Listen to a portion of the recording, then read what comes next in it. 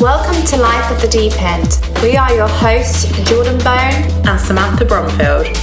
After facing challenges of our own, we wanted our voices to be heard, to authentically share not only our stories and experiences, but life lessons we are learning along the way. to show you that despite any struggle you may face, life can be fulfilling and amazing, because ultimately, you are the creator of your reality. You may often feel alone, but we are here to confirm that you are not. So let's dive into the deep end. Hi guys, and welcome back to Life at the Deep End. Today Sam and I are joined by my friend Hannah Wallace, and she is the podcast host of Finding Grace. So I thought that Hannah could just share a little bit about her story, who she is, what she does, and what her podcast is all about. So let's just dive straight in. So hi Hannah, thanks for joining us. So good to be here, girls. I'm so grateful to come on. Yeah, no, it's great to have you here. So could you just tell us a little bit about yourself? I feel like I'm doing an interview, like tell us about yourself, a job interview. Yeah. That's really funny. So I'm somebody that lives with a kind of lifelong genetic condition called Ehlers-Danlos syndrome. And it's got loads of obviously various subcomponents that come with it, from POTS to mast cell disorder. And I've kind of been living with this, but I've been on this 20-year journey with it. At 17, it kind of activated, and it took 10 years for me to get a diagnosis. So that was a real finding grace journey. And during that time, like anyone who's living with something like that, it unfortunately degenerated, which left me now having to use a wheelchair. But even though obviously that sounds pretty grim, doesn't sound like the best thing, it's been a journey of me finding myself, of me learning to thrive in the space that I'm in, and learning to find a place of acceptance, but not giving up. That I think both of you two will understand when I'm saying you can accept your situation and then learn to make the best of it, and actually learn to live. I mean, it sounds so cheesy, your best life, doesn't it? But you can learn to make the best of your life and thrive and grow and expand, even though you're in the situation you find yourself in. And even down to the fact that when I finally accepted I had to use a wheelchair, actually it made my life better, because finally I was able to go out, was able to do things with my friends again. I was no longer just stuck going on holiday, being stuck in a hotel room, having to tell people, okay, you go, I'll just have to stay here, because I couldn't do it. I was basically, if I went out somewhere, it had to be dropped at the door, go in and do nothing else. So even just down to that, my life became empowered. And then this led me, because I've been into spirituality all of this time. That was kind of a separate thing that was happening. I was awakening. So during my kind of what I call my healing on this journey, because I realized during this process that your mind inevitably gets affected, which I think any of us would attest to. So I made a decision one day during those very dark moments that you have in I guess in the early period of something going Pete Tong. I made that decision. Okay, if I can't control what's happening in my body, the one thing I can do is I can control my mind. That's the one thing I have control of, is how I choose to perceive this, how I choose to feel about this. And I think I'd almost got fed up of the depression, fed up of the darkness, because that certainly wasn't helping. It wasn't enhancing or helping my life in any way. So when I made that decision, that was a real pivotal point to open my heart, to open my mind, and to really embrace the journey that I was on. And it took me a long number of years in confidence, but eventually I realized it was time to kind of step out and share and help mentor people, and do my podcast, do my blog, write what I'm doing now. Finally just come out from the shadows, so to speak, and realize that I had a lot to give, even though I'd had this fear, which I think I'm sure both of you would be able to relate to, of how when we look to the outside world, if you're not kind of quote unquote perfect, or how you should be as a spiritual teacher or mentor or coach, or however you want to label it, if you're not like the Instagram normal, shall we say, there's this kind of level of I just didn't feel good enough. And then it kind of took a long time for me to step into that place of actually I have all this knowledge, I have all this wisdom to give, and actually there are going to be people like me who are hiding because they think they're not good enough. So if I can step out and empower people from this space, imagine the ripple effect that this can have. So that's in a nutshell. I've tried to condense like 20 years in like a few minutes. No, I love that. I love that. Wow. No, that's amazing. And I love that because that's so funny you said that as well. And so in sync, because today I actually filmed a video where I was talking about being your own leader and being the representing yourself for people who don't feel represented, and just doing it for yourself and getting out there in the world. Because sometimes, these things that can seemingly hold us back can actually be powerful. And we don't know how many people we are affecting with that. And just by living in our truth and going for things regardless of the bad stuff that's going on. Oh, absolutely. I really agree with that. Yeah. I really like the message of, like I said, when you can't perhaps control your body, you can control your mind. You can try then control your mind, because we've kind of spoke similar sort of topics, haven't we, Jordan, with not having that control over your body. So I think that is a really good message for people to think, well, what can I control? My mind. Definitely. And if you can take those little bits, I think with the whole mind thing, it's not that, I've obviously been on that path of where, you kind of are punishing yourself. I can think myself better. I can think my way. That's not positive mindset. To me, positive mindset is saying, how can I nourish myself? How can I empower myself to look at the situation I'm in differently? And when you're willing to do that and you can pivot and shift, that's your kind of platform to really change everything for your life. And it then impacts others around you as well, because they see you then in a better place and you're thriving. And you're no longer I felt like a long time I was in competition with myself, my mind and my body. There was no alignment between any of them. And it was painful, if that makes sense. Yeah. I think that you said as well is the difference between like genuine like mindset changing to toxic positivity. Oh my God. I think, being like, just be better, just be positive, just be happy. Like, I'll just do it, as opposed to thinking, right, like you said, that acceptance. This is the cards that I've been dealt.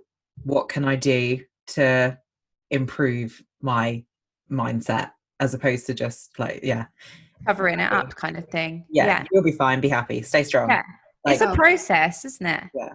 Such a process. And it is so true with toxic positivity. And I think like there was a long period of time where like 20 years ago, it was like, if you went to see, it was still very much in that, very much. I've watched the kind of, I guess, things really open up and change over the years. But I think I was really mean to myself for a long time, that there was something wrong with me, that I wasn't healing or that I couldn't get well. Like, I was punishing myself, and that was harmful for quite a long period of time. And I would like to think that anybody listening can see all of us sat here, that we're in the positions that we're in, but we're walking that line between the shadow that we need to face and we need to deal with, and to manage that, but to integrate those two is so powerful. Absolutely. And with that, like you said earlier about the acceptance, that is just so key. It's like you're accepting what's going on, but it's not about giving up. It's literally being able to accept it so it doesn't consume your life. Because I think sometimes you can be in seemingly dark situations, or situations you ideally wouldn't want to be in. And with that, you can then be so consumed by it and literally live your life. Like for me, I could live my life every day just constantly thinking about my spinal cord injury. And I've chosen another way and been like, okay, that's part of my life, but it doesn't consume me. And that doesn't mean that isn't who I am. Jordan is Jordan. Like, I'm not just my injury, or, people are not just their chronic illnesses. It's like, there's so many more aspects to us. And it just means that acceptance of, okay, this is what is here. This is present. Yes, sometimes I've got to be mindful of that, but I can still get on and do other things. I don't have to be consumed by it always. I think some people as well not confused, but I think some people can see acceptance as being okay with your situation 24/7. I think that's probably why a lot of people fight back on that, on saying like, well, I accept it, because they do think that that's giving in, like accepting it is giving into it. But for me, I'm sure with you both as well, like acceptance is more of looking at it like, okay, yeah, this is going on, but like you said, Jordan, it doesn't consume me. That's not all of what's going on. It's okay to accept something, but equally have a really bad day with it, and then the next day have a really great day with it. It doesn't change your acceptance around the situation. Yeah, exactly. And do you know what? I know that for a fact to be something that people, get confused with, because I had a group coaching session yesterday, and that was one of the kind of the limitations someone had in a session. She was like, if I accept it, I feel like I am giving up. And with that, I was saying, when you start to accept, it doesn't mean it's all sunshine and roses all the time and you're just okay and you're like, I'm given up. It's more, it gives you that freedom. Like Hannah said earlier, like them being able to use a wheelchair actually became better for her, because then she could do things more. So it's kind of that freedom that comes with that acceptance and that power you then feel, because you're not so consumed, but you are just more free to know, okay, this is the way it is, and how am I going to move forward with that? I had that similar at the start of this year, when I'd planned to go for like a murder mystery night with all my friends, and I was so excited for it, to get dressed up, and then I had a really, really bad relapse and couldn't walk. And previously I would have just been like, oh well, I can't go now because I can't get there. But instead this year I used a wheelchair, went, had the best time ever. Yeah, and it's so crazy. Do you know what? It never gets old being able for me to go down the street, especially since I changed over to get a power chair, to walk down the street. I say walk, but we walk. But like just today, I've gone out into the park with my friend, and it just never gets old. Like the magic of that impact, and like the empowerment of like, when not at the current stage we're in Corona life, but when to get on a train to like go to London and do stuff, like like that excitement has never left me, and that came actually through acceptance. It's kind of crazy that acceptance for me was a powerful platform to change, and also that I was no longer, it's the fight, like it was exhausting, that fight that I had inside of me, and a lot of the problem was I was looking to the outside. I was taking that validation from what I thought other people's percept, which is, we've all done it, and especially when you're younger and you're feeling vulnerable, we worry about what the people are going to say. And like what Sam said about be positive, be strong, like come on, it's kind of like, it's great, yes, we need to have a little bit of positive affirmation like that, but actually how flipping, I don't want to swear, flipping powerful is it? Fucking powerful. Yeah, fucking powerful. Thanks, George. How powerful is it when someone says kind of like, I see what you're going through, but also can kind of see the kind of all of the aspects of it, but actually not be like congratulating you for being strong, but saying, yeah, I can see that was actually really shit, but like just, I don't know, like that was such a shifter for me, and that I'd say that made me heal, like my mind healed when and once you get on that path, even the way I feel like your body assimilates medication, deals with pain, deals with these things, it's your perception, isn't it? It's everything. Absolutely. And I think as well with positivity, of course, I'm always like, I'm a positive person. I would say I'm more positive than a negative person, so of course I'll say I'm a positive person, but I sometimes like to think that really I feel that there's a slight difference even between positivity and optimism. And I think that I'd really most people, if they're more positive on the positive side, it's like the more optimistic side, because obviously we have days where it's a bit shit, or I don't necessarily want to have days that are shit anymore. I end up spending, even if I feel annoyed about something, I'll spend like an hour in that space and then allow it. Starting to allow that annoyed, frustrated, ego, dark side of me to have that airtime, give it that space, and then I can move on quicker than burying it with, oh, I'll be all right, just deal with it, and just being annoyed all day. But then by even going into that darkness and letting myself have that dark time, that is still me being optimistic, because I'm like, right, I'm giving it that time so I can move them forward.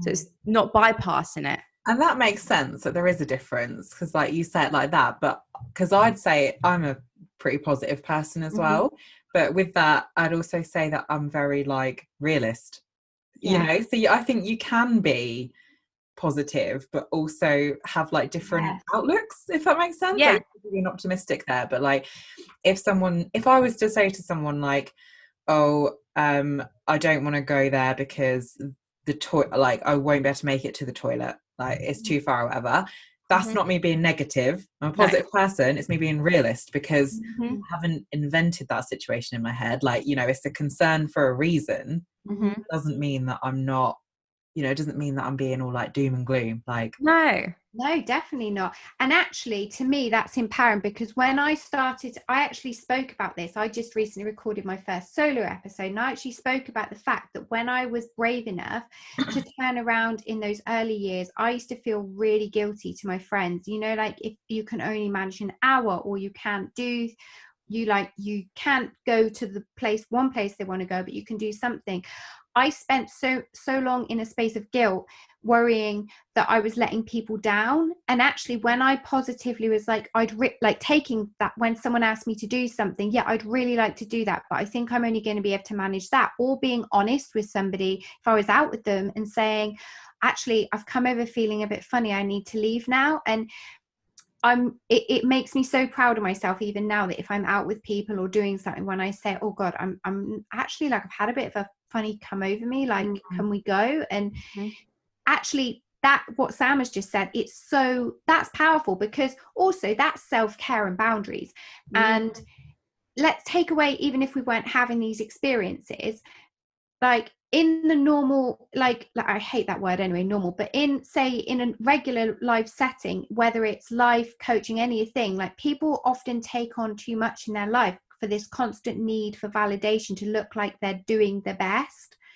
And the minute that we start to kind of, what I would believe is self-regulate, and actually learn to know when to stop, when to grow, when to contract, when to expand, that's powerful in itself. In every aspect of our life, if we begin to apply that, our lives will change for the better.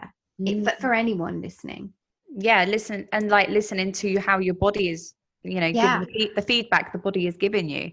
Feedback is everything. And it's not like you just said, Hannah, as well, for anyone listening, everyone has boundaries, like regardless. And I think it's really empowering if you can start voicing those.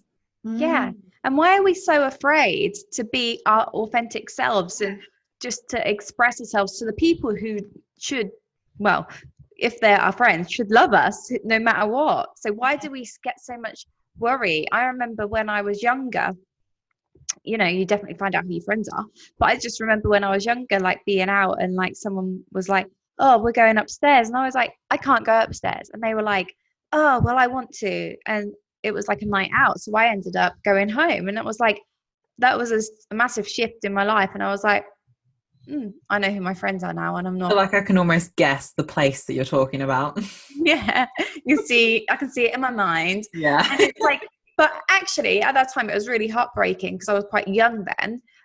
But now when I look back, I think how proud I am to actually be like standing up for myself. And even if I had less people around me, I then began to attract the right people around me, such as Sam.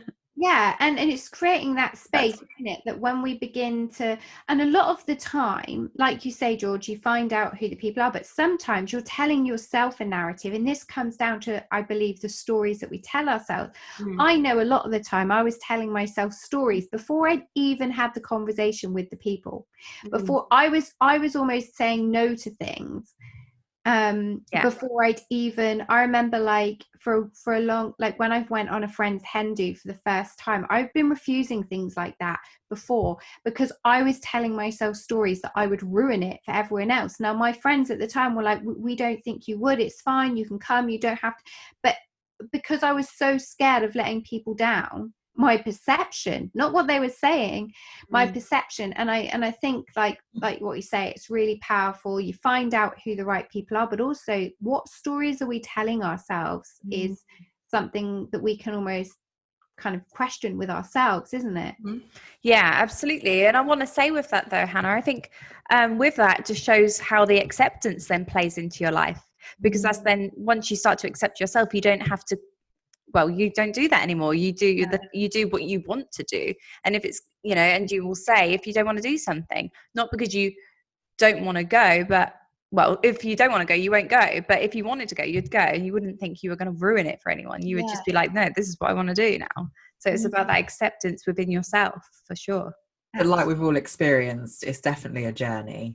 You know, Oh my God. it's an easy thing to say, isn't it? But I think you definitely do need to go through the motions yourself. Yeah, you really have get to. that, because yeah, if not, you won't truly get to it. I don't think No. you understand what you've been through. Yeah.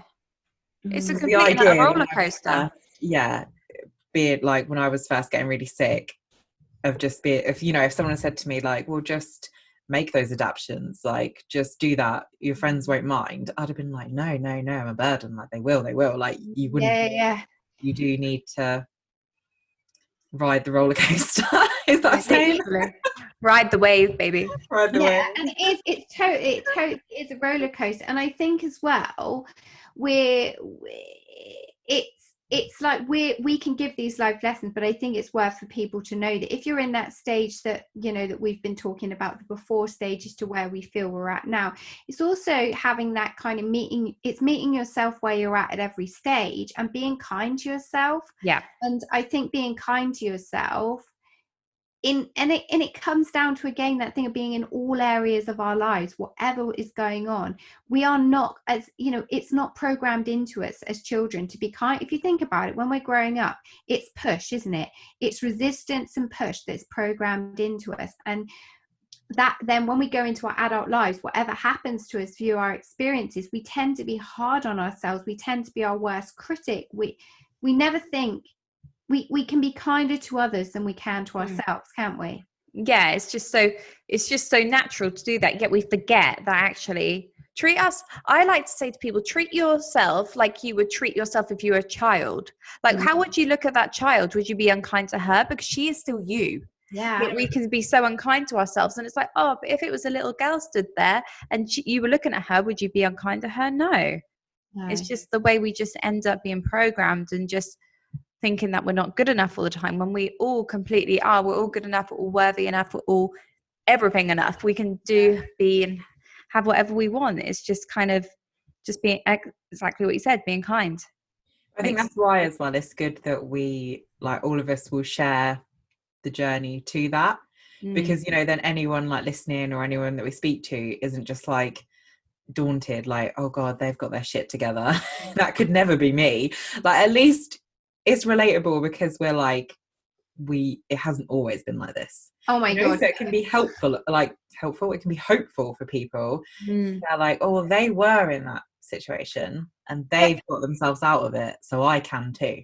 Yeah. And what I would say with that as well is, it doesn't mean that the struggles, you know, go away. It's like with you know, it's like what Hannah said earlier, it's all just that mindset changes. You just notice there's a shift, and it's like, of course, like our health conditions are all still there. They're still prevalent. They're still a part of our life, just not consuming us. It's just the way in which we know we can then deal with it and kind of adapt. Adaptation is everything. Oh my God, adaptation is everything. And I think as well, learning that societies, which I'm sure you've experienced, Sam, and I know you have, George, because we have conversations, society's version of disability. And, you know, we're not only just battling with ourselves, we're having to learn to adapt with the lack of adaptability with society, you know, the kind of weird craziness that you suddenly become disabled, it's like you're living this entire different version of life, just to sometimes even get into a building, for instance. But if you've built up that resilience muscle and that mindset, it makes things like that, for anybody listening, you learn to be able to be kinder and deal with that as well, because inevitably, what Sam said about being real, you have to be, and it's not being negative, you have to be realistic that sometimes you are going to come up against those things. And if you feel strong enough in the first place, those things won't hurt so much.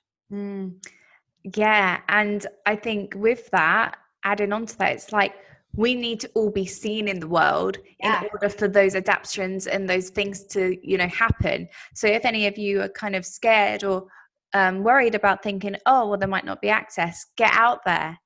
If you feel strong enough, get out there and do it, because when people start to see you, they'll realize, oh, okay, this needs to be adapted. So when I think it's great to get out and do what you can, because it then, helps people who are able-bodied to start understanding that they need to help make a change and help us be part of society and not be hidden away, because we are part of society. There's millions of people in the world who this are is in a what similar Sarah situation. said, didn't she? Yes. Whereas Papaya, she said that, educating herself has helped her to see situations where something then isn't accessible or something's broken or whatever, and voice it, so that then it's not left for somebody else to have a really bad day because they couldn't enter that building or because that door didn't work or whatever it is. So it is really important. That is so important. And I actually had an experience a couple of years ago in a Covent Garden Cafe Nero, so super central London. Go to the entrance, send my mum and nephew in to get the ramp, and only to be told they didn't have a ramp. They're obviously like a big, as we know, big company. So when I asked to see the manager, I was told a member of staff come to the door. The manager was too busy to speak to somebody like me. I know. So thankfully, after having an emotional breakdown, which again, I'm keeping it real, because I'll be honest, that day I was feeling really vulnerable and I did not cope. But thankfully, one of my kick-ass friends, like you say, with that Sarah, the lady you referenced, one of my kind of normal friends was like, Hannah, this is absolutely terrible. Like, we have to like do something about this. So once I kind of had my 24 hours of like not coping with life over the whole thing and being horrified, I complained and we shared it and it spread. And by the Monday morning, Cafe Nero happened to land in my inbox with let's talk. Yeah. This led me to meet up with an area manager, which led to the 5 other Cafe Neros, including the Covent Garden one, getting ramps, because apparently no disabled people had ever knocked on their door. I don't think so, Jonathan. No. Apparently no one. He said, it's funny, we've never had this before. Just had no one voice up about it before. That's the sad thing. Basically what happens, turn away. Yeah, so it would be like you'd go to the door, which we've all done it. I'm sure you've done it, Jordan. You go there, you realise it's not accessible. Rather than making a fuss, you just leave. And so at least in that instance, I did speak up, and actually that ripple effect has meant, other Cafe Neros also have a ramp. I mean, which is really good, but it proves that like how much we still need to keep making those waves and speak up. Even if it's scary, and if you feel you can speak up, say something. Now, sometimes I feel strong to do that, sometimes I don't, and that's what I'd like to say to anybody listening. Like, you're not always going to feel like it, but when you do feel like it, do it. And if you don't feel you can, get somebody else who is with you who can. Absolutely. And those who are listening who aren't in a situation where you would ever be in that situation, well, you never know, right? I mean, it doesn't discriminate, all these things. It can just happen one day. Just be mindful. Please be mindful. If you're able-bodied, be mindful and start looking out for us, because it's really appreciated. And, there's so many people who are missing out on things simply because someone hasn't spoken up. So please do so. Thank you. Please, thanks. Please and thank you. No, definitely. And also, I think the more that like you are, like what you said, Jordan, about going out and being seen, or like raising awareness to like what you're going through, Sam, when we do that, it's making ourselves be seen. And I always like to think that if we're doing that, you're creating that space for someone who wouldn't. Because I've got friends who do struggle to get out, who do struggle with that. So I think when I'm doing that and creating that space, it's creating that ripple effect for someone else to feel they can speak up or do it, or maybe give it a go. I love that. I feel like we're here and we're just like kick-ass women right now. I just think it's such a good conversation. I'm loving it. Yeah, it's powerful stuff. Hannah, you've podcast as well, Finding Grace. I love that name, by the way. Oh, thanks. I really like it. Tell us a bit more about that. So basically, it came to me because if you had to sum up my journey in a nutshell, it was my journey back to finding grace, because I was musing upon this beginning in like a journey of like I say learning to write. I'm really dyslexic, so George will confirm this. And so on that journey to doing that, I realized that it was my finding grace in the mess, because what I truly believe is this: it doesn't matter whatever place you're in, grace can be found in any space. And when we begin to look at it from that perspective, and we can find the grace in the darkness, we turn on a little light, and that light eventually gets bigger and bigger. So that podcast started when I decided to do it, it started that journey to begin those conversations, because everybody has a finding grace story in our own ways. Anyone that, whatever industry we're in, whoever I'm interviewing, I always ask the one question the same, which is, what does finding grace mean to you?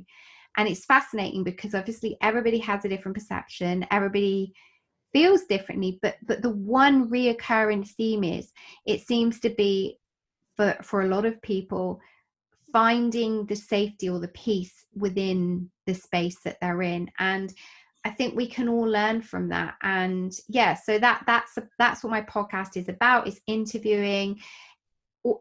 I try and have lots of different people, and I'm even next year going to expand it even further outwards, to an even wider range of people, because I believe there's grace lurking in all the different corners and all the different spaces. So yeah, that's what my podcast is. But the book that I'm writing is called Finding Grace, and it's obviously, my journey, but also how we can find grace in our lives, how we can integrate, because, like we've said earlier, how we integrate things is how we then can move forward.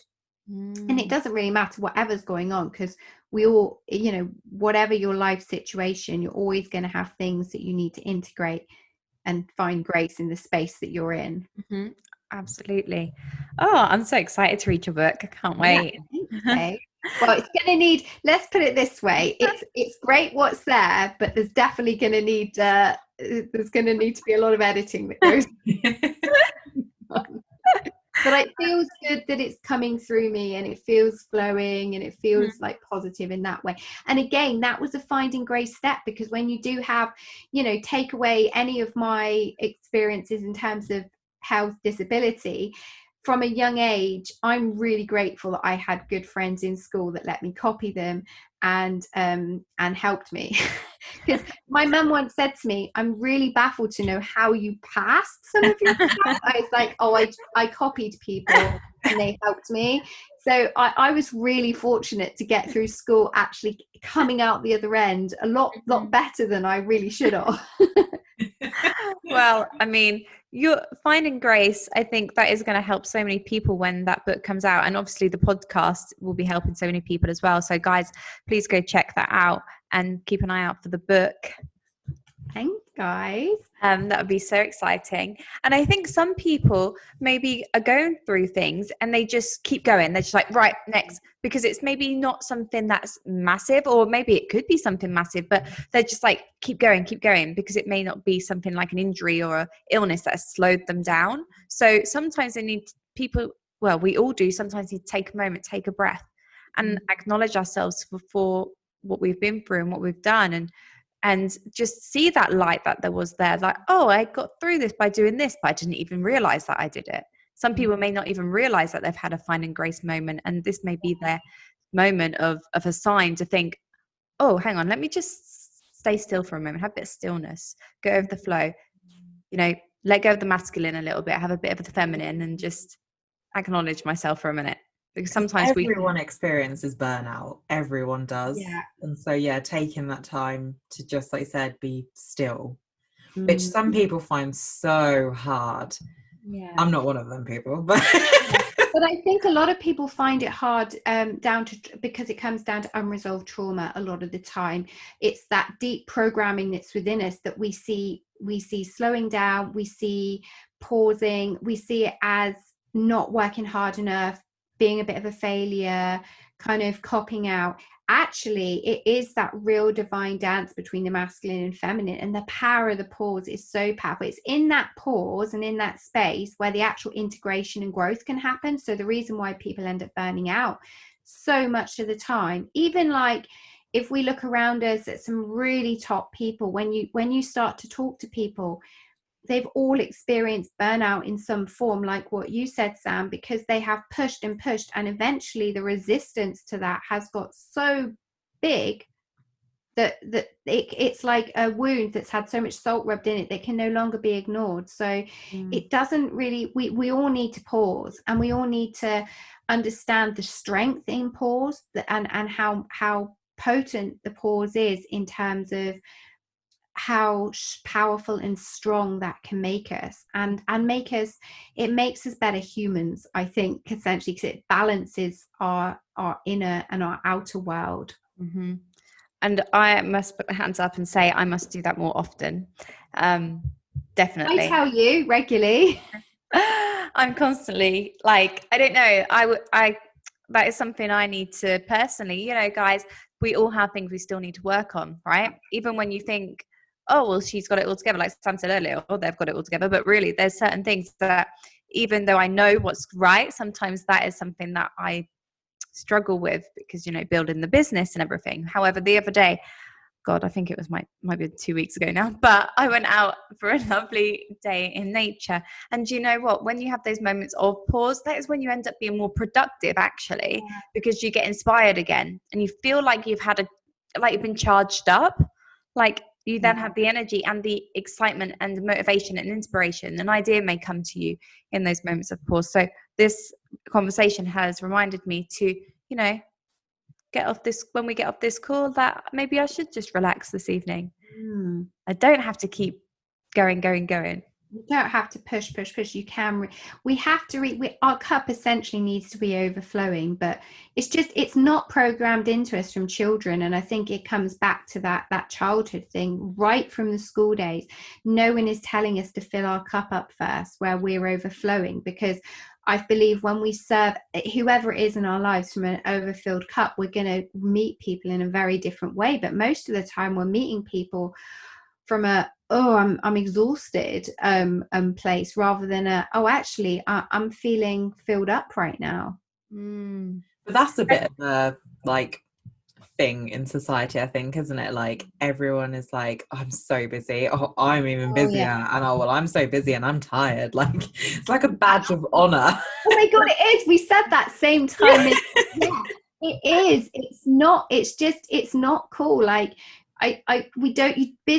Busy doesn't mean productive, or like when I say productive doesn't mean effective, because it's efficiency, right? Like, oh God, yeah. You know, like it's almost like we're afraid to have that space. Fun. I was saying this to Jordan the other day, like there is so much power in having fun. Like I was scared to have fun for quite a few years because I didn't want people to think I wasn't taking my healing journey seriously. So it was like, even when I was doing nice things, I wasn't really fully present and enjoying them because I was scared to have fun, because I was actually worried people were going to be like, oh, well, there can't be much wrong with her, she's having fun.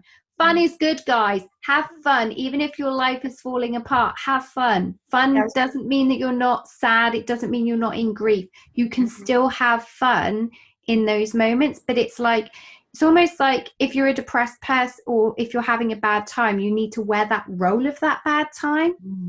Yeah. Interesting. Yeah, that's definitely like you have to, in order for some people to like see if you are having a struggle, you have to like wear it, like you said. It can't be.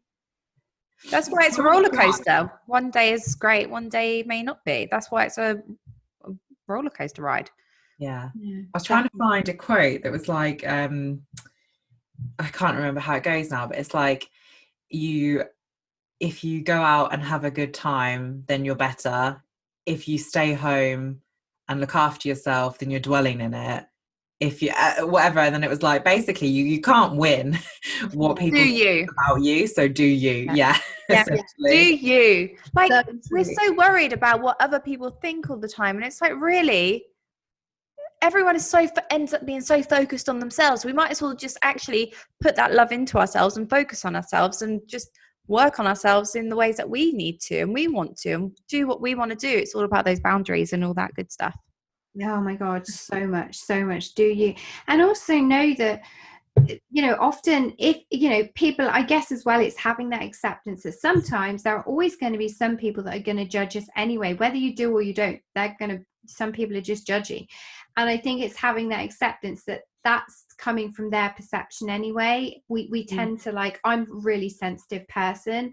I don't know about you two, but like, so I was taking on people's perceived judgment rather than actually what I needed to be taken on. And I think that's what a lot of the time we're suffering with. We're letting ourselves be affected, and a lot of the time it comes down to lack of understanding. And I think I had to really make peace that actually sometimes people don't get it because they just don't. It's only like, you know, when maybe, like, I've got friends that have said if they'd never lived the experiences with me that they'd experienced, you know, that especially a lot of the barriers that they've come to face when they've been out with me, or people staring at you, you know, George, I'm sure you know, people, and I'm sure you've had it as well, Sam, like, if you're sat in a wheelchair, people will stare, but it's making peace with that. It's curiosity. There's so many different reasons, and learning to just be like, okay, that's fine, but I'm going to continue doing me, and that's okay, and that they're just doing their thing as well. Yeah, absolutely. People are just so curious. And, you know, when I was younger and stuff, people would stare and I'd be like a bit like, But as I got older, I literally don't even notice anymore. No, I don't. They're looking at you because you're hot, babe. They're like, I had that insight with you first because, Jordan, we've been friends longer than my MS has really caused an issue in my life, hasn't it? Yeah, definitely. So for me, the start of our friendship, it was like, you know, opening your eyes to, I'd be like, what are people looking at? Like, Hot Wheels. Yeah. I remember, I mean, we always refer to this, but it's because I just can't forget about it when you know what I'm going to say, don't you? But Halloween. What? When we were out for Halloween. Oh, yeah. We were both in fancy dress. And this girl came over and just was like chatting Jordan up, whatever. She was like going on about, weren't she? But she was like, good for you. Or whatever, and complimented. And I was like, what about me? I was so confused. I was like, I'm dressed up too. What about me? That's the thing. People do weird stuff like that. It's like, I was once out with a guy at dinner, and genuinely we overheard people kind of think oh, I wonder, basically praising him for being with, it was just so crazy. And we were just like, oh my God, is this real life? But it is, unfortunately, it's the strangeness of humans. But I think it's just because we're all learning, aren't we? And people, it often our curiosity, people, I sometimes think, have a thought in their head, but they voice the things that they need to maybe modulate and regulate in their head. Yeah. Rather than open. But I think it's like this thing about what you said about good for you. My mum and I once had in India, these Americans came up to us and were like, oh my God, well done for being here. Oh my God, well done to you too. That was basically I'm polite English doing this. My mum just does the best bitch face and just doesn't answer. And I'm really, when I grew up, I want to be like that, but I'm never going to be like her. I'm always going to have to be a bit more polite, but I admire her bitch face that she's I'm not going to grace anybody with this presence. No. Yeah, I don't know about you though, but sometimes when people are like that, I did a video called What Happened, but in those times, I end up feeling I feel bad for sometimes the person saying those things. So I end up being overly nice to them. Oh yeah, thanks. Oh yeah, I always say stuff like, oh, but I still have fun. I still have a great life. And I'm just trying to make them feel better, because I feel like they say stuff and sometimes people's faces go what did I just say? Yeah, they think they must feel embarrassment because what they've said is just so fucking stupid. Yeah. When they say it out, I think when they say it out loud, when they say it out loud, it's like, okay, what did I just say? It's okay. Don't worry, like, it's fine. What did I just say to a 31-year-old? Like, well, of course she is out. Yeah. But hey ho, I mean, we're living our lives, we are just living our lives. That's all we're doing. And that's all we all are doing, guys. So, just get out there and do what makes you feel good. I think that is the message of this podcast episode, is do what makes you feel good and live. And listen, like, understand that the journey that you're on is the journey back to yourself, to listen to yourself as well. Yeah. That was a better one than mine. I can see you trying not to laugh at you going, live. And live. I was going to say live. I would just like live your best life, but you can. But yeah. But I think this has been a fab convo. Thank you so much for coming on, Hannah. It's been great, and it's been fun. I think this is a fun one. Yeah, this is really fun. Yeah, but I think this is a fun. It's a fun. I feel like we're having fun, but we're actually saying it's a real good message within this, and it's really needed. I think this is a needed conversation, and this just shows that even when they're needed conversations, and it sounds like heavy topics, you don't always have to make it really heavy and really difficult to talk about. So if you need to talk to anyone, even your friends, your family, just know that you don't have to, it's not always going to be as heavy as you perhaps think it's going to be. No, definitely. And I guess like it's hopeful that people can look at us, that we're all actually, at the end of the day, bringing sexy back, like all the rest of them. Like, that's what we're doing. We're like working it. And I think that's the thing. You can still be sexy. And I just, like, my parting message is, you can still bring sexy back and find grace no matter what is going on in your life. When I got my mojo back, that for me was like, take away everything that was going on. That is where it's at. Get in touch with your inner mojo and your sex, and that's the journey back to yourself. And we all need to be turned on by life more.